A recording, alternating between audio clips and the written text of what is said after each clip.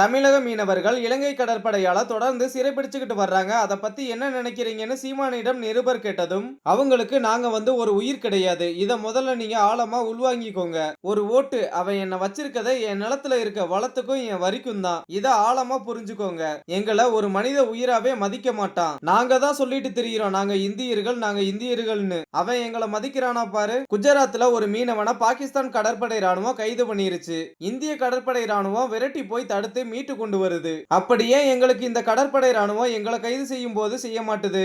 ஏன்னா நான் அவனுக்கு ஒரு பொருட்டே இல்ல. நான் இந்த நாட்டோட அவமானம் இல்ல.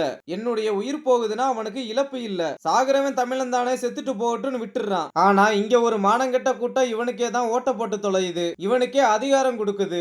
இப்ப கடிதம் எழுதிட்டு இருக்காரு. நம்முடைய முதலமைச்சர் அழைச்சு பேசினா எடுப்பாரு. 40 நாடாளுமன்ற உறுப்பினர் வச்சிருக்காங்க, பேசலாம். அவர்கிட்ட பேசி கச்சத்தீவை மீட்டெடுக்கலாம். பாகிஸ்தான் மேல ஆபரேஷன் சிந்தூருக்கு வாழ்த்தி பேரணி நடத்தின முதலமைச்சர் கச்சத்தீவை மீட்க சொல்லி ஒரு பெரிய மாநாடு போட்டு பேரணி நடத்தி வலியுறுத்த முடியாதா?